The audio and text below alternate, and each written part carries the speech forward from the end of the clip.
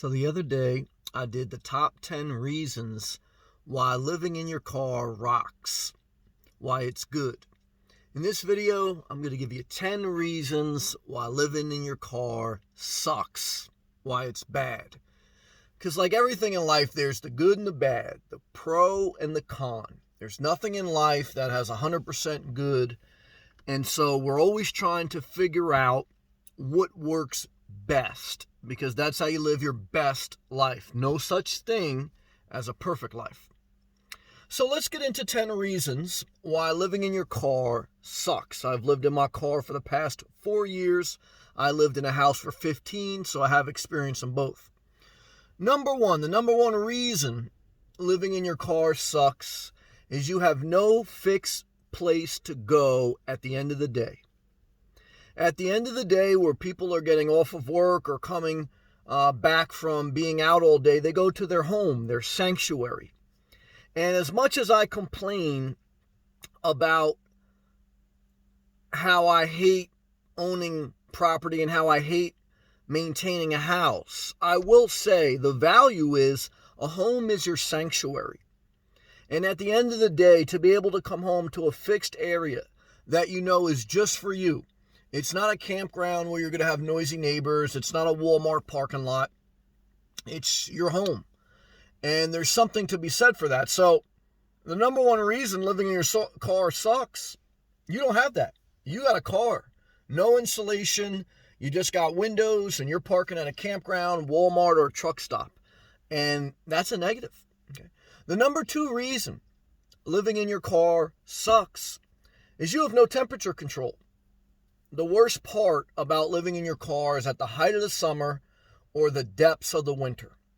In extreme temperature, it is extremely difficult to live in your car. There are some nomads that alleviate that through eventually upgrading to an RV. Then they're anchored to a campground. Or for those who live out of their hybrid or electric vehicle, they're able to have a level of temperature control through hybrid battery or through electrical charge station. But for the average person living in their car, you're not going to have temperature control. You're going to suffer through the heat and you're going to freeze through the winter. I spent 2 winters in my car in New Jersey, and I spent 2 summers in my car in Florida. And even in the summers in New Jersey, it's hot. Look, in July and August, it's hot. And you can have a fan, you can have a towel, you can have all these special gadgets, but it's, you don't have temperature control. It's not a house, not an apartment, and that's a negative. The number 3 reason why living in your car sucks is you have no community. You have no family structure. You have no school system. You're a nomad. A nomad has no permanent dwelling. You're a traveler, a drifter.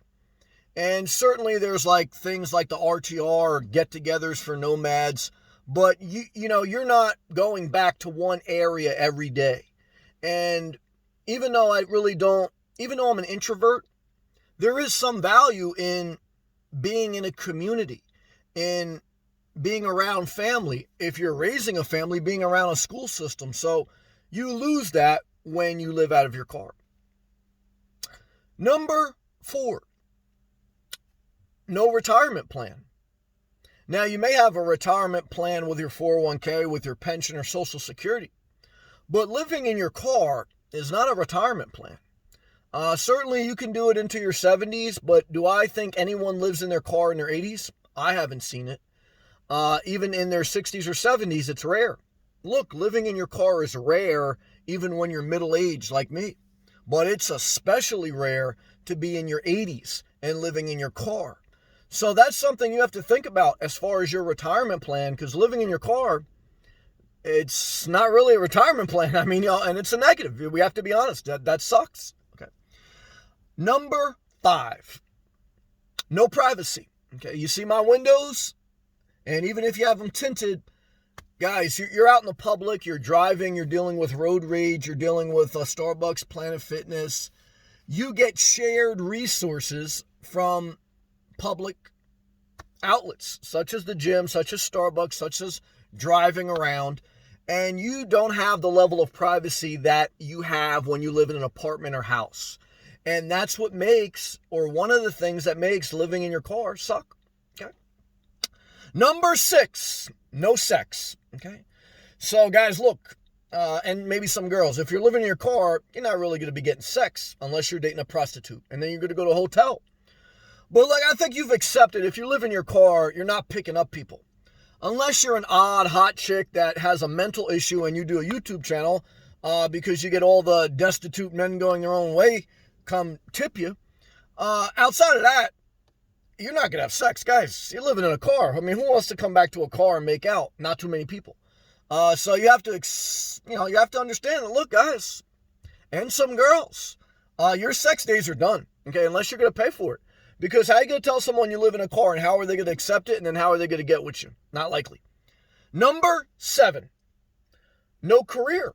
Now, I waited till I had an established career and then eventually ventured out. But if you start living in your car in your 20s and 30s, and if you're not staying around in one area with one company and building your career, that's a negative. The nomadic life in first world countries is for retirees or people who can work remotely. So unless you're one of those categories, and I wasn't initially, but I had already built up my career and I stayed in New Jersey for a year and a half before I could hit the road. And what I could tell you is you have to think about not quitting your job and continuing to build your career unless you're retired.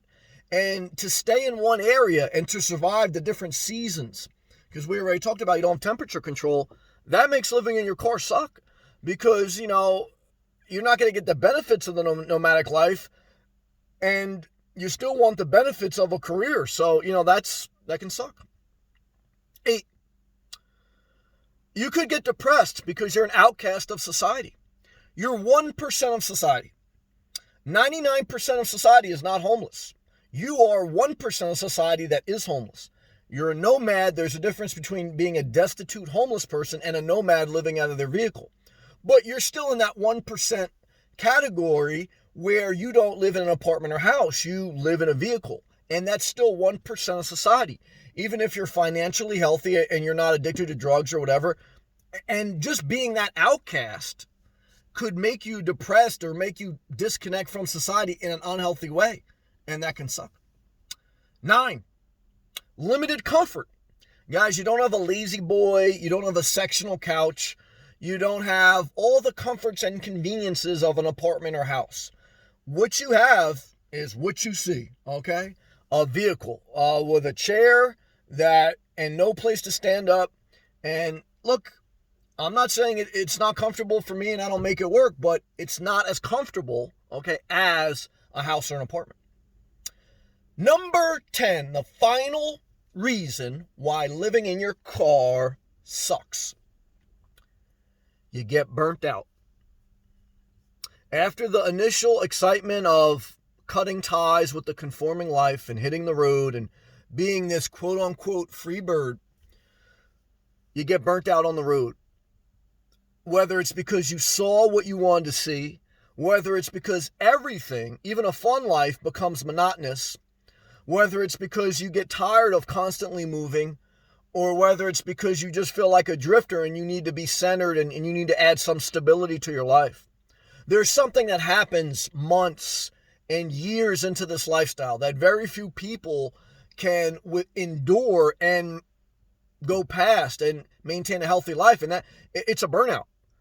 And it's not that there's anything wrong with it. You're not in a competition to try to prove that you can live this tough nomadic life, but one of the major reasons, and the 10th one on my list, is you will get burnt out living this nomadic life, and you need to be prepared for that.